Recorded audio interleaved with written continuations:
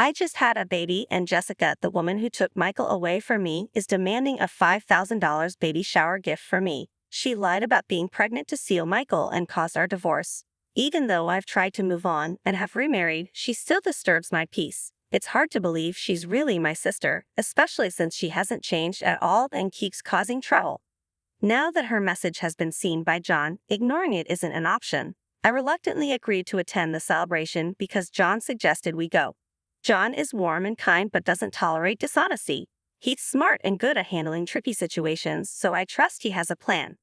Jessica might be laughing now, but soon she'll have to face the consequences of her actions.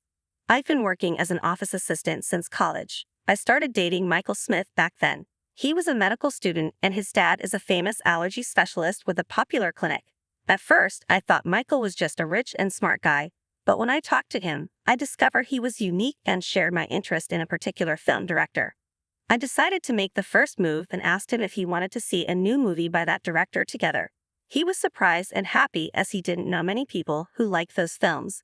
My effort paid off, and he started seeing me as someone special. Our relationship continued after college, and when I was 25, Michael proposed to me.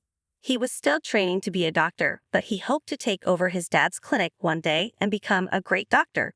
He wanted me, Naomi, to be part of that future with him. I was thrilled and said yes. We planned to have a happy life together. Right after we got married, I became pregnant. I was excited because I knew Michael would be a great dad, and all I wanted was a healthy baby, no matter if it was a boy or girl. But then my happiness was shattered. I had severe morning sickness, which made me constantly feel nauseous and unwell. I couldn't handle my job anymore and had to quit. At home, I was surrounded by empty snack bags because I needed to eat all the time to fight off the nausea. When Michael came home, he was upset about the mess and the weight I had gained. He criticized me harshly, calling me lazy and saying I was like a pig. His cruelty was shocking and hurtful.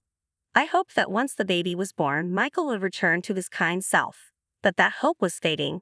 One day, my sister Jessica came to visit. She saw the mess and didn't seem bothered by it. We had a brief chat about the baby, and I mentioned that I thought we were having a girl and hoped to go shopping and dress up together.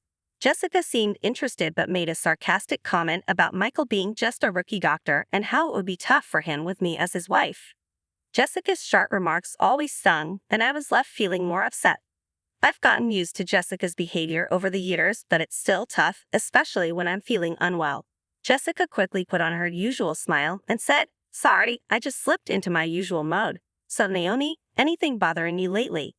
I told her that Michael had been coming home late and was always at the hospital, even on weekends. We hardly had time to talk.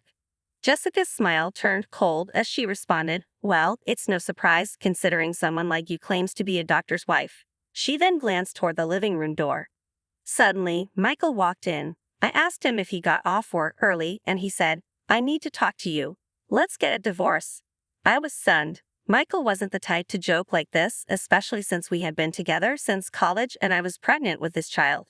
Jessica, looking pleased, said, "See, your husband is saying this. You should listen and let go quickly." Michael awkwardly admitted, "I can't see you as a woman anymore because of the weight you've gained." I tried to explain that it was due to morning sickness and I had to eat to avoid feeling sick. Jessica, looking triumphant, added, "The baby you're carrying is a girl, so she won't be the heir to the Smith Clinic. But I'm carrying Michael's child, and it's a boy."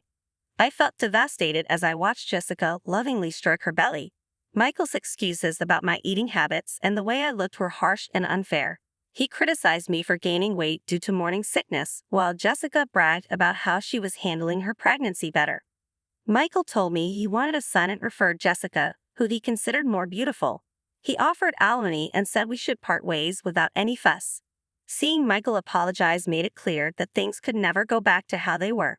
Michael and I divorced, and I had our daughter as a single mother. His promise of alimony turned out to be empty words with no actual payment. After giving birth, I had to work to support myself and my daughter. With no other options, I took a job at a nearby department store. Life took an unexpected turn when my hard work and dedication caught the eye of John Johnson, a respected manager in the external sales department. He noticed me working hard and, during a conversation, offered to take me to a great Italian restaurant nearby. He also gave me a small gift for my daughter. Our light conversations and growing connection eventually led us to start dating, and we got remarried. John, even though he was 20 years older than me, truly wanted to make me and my daughter happy. I was thrilled to marry him. Life after our marriage was blissful, with John being a kind husband and my daughter and I living peacefully. However, trouble was on the horizon. One day, when John was at work and I was enjoying a quiet tea, I received an email from Jessica that was shocking. She was asking for a $5,000 baby shower gift. I was stunned. 5 years ago, Jessica had an affair with Michael and took him away from me, and now she was asking for such a large gift. The email brought back painful memories of how Jessica and Michael had disregarded my suffering for their own happiness. I didn't know how to respond to Jessica's email. When John came home and saw I was upset, he asked with concern, "What's wrong, Naomi? You look pale." I told him it was a message from my sister.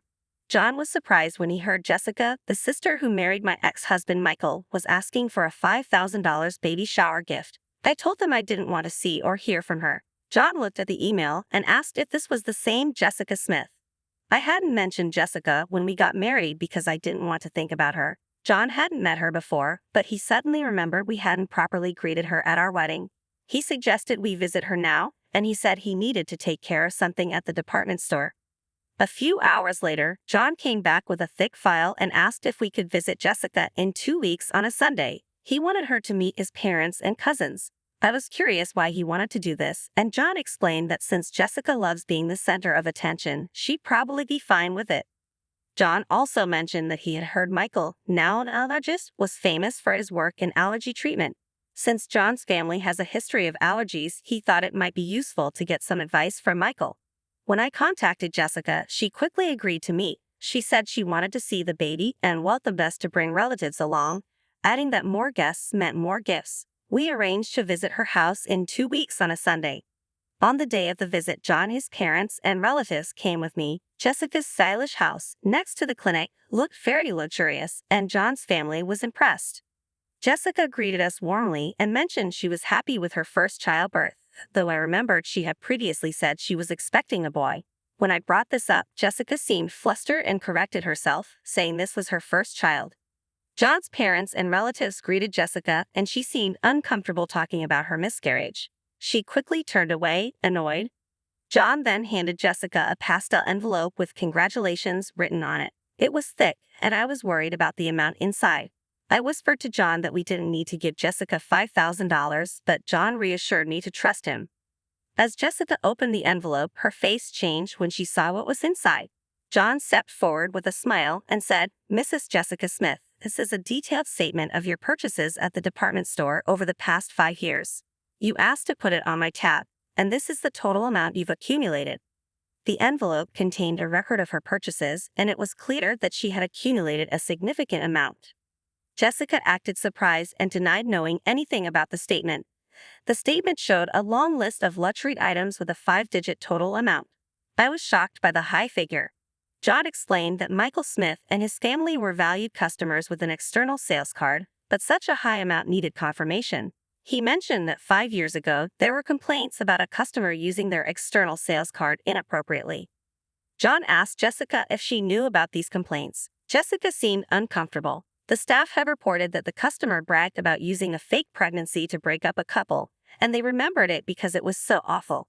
Jessica's reaction confirmed the staff's account. John pointed out that the complaints matched Jessica's name, showing that she had used a fake pregnancy story to take Michael away from me. There was no actual pregnancy, and Jessica had lied about everything, including her morning sickness and baby gender. I was overwhelmed by disbelief that Michael had fallen for Jessica's deceitful scheme. While I was still in shock, the door opened and Michael demanded an explanation. Jessica, who had returned to retrieve something she forgot, found the external sales card statement and was confronted with the fact that her pregnancy story from 5 years ago was a lie. Michael was furious and accused Jessica of trapping him. Jessica laughed it off, saying that since they now had a child and a beautiful wife, everything should be fine. Michael, enraged, declared that he couldn't live with a liar like her and wanted a divorce. He insisted on taking custody of their child. Jessica protested, claiming Michael was being selfish and didn't understand what she went through during the pregnancy. She argued that their child needed to become a doctor to support them. Michael insisted they would handle the rest through lawyers. John's relatives, who had hoped for medical advice from the famous allergist, were stunned by the scene. I was embarrassed that Jessica was my sister. Afterward, Michael hired a top divorce lawyer and successfully got the divorce and custody of the child. Meanwhile, Jessica, who had been spending freely with the external sales card, was now being pursued for repayments. Jessica begged for help, saying that if Michael hadn't brought up the statement, she'd still be the clinic director's wife. She claimed she was being chased for repayments and asked me to help her out. I refused, telling her she brought this on herself and should pay for her own shopping. Then I got a message from Michael on social media. He wanted to start over and see our daughter. He regretted how things ended and expressed that if Jessica hadn't lied, we could have stayed together. I was repulsed by his message, especially after how he had treated me and the suffering he caused. Michael seemed to be struggling with the clinic he inherited from his father. The clinic was getting terrible reviews, and patients were leaving. It looked like he might have to close it soon. Despite everything, my life with John and our daughter was happy. John and I were getting ready to head out. I remembered how he used to bring me takeout spaghetti when I was a single mother. It was a small kindness that had made me feel better at the time. Now, I was grateful that we could eat together as a family. What had started with takeout in tough times had led to a happy family life with John and our daughter.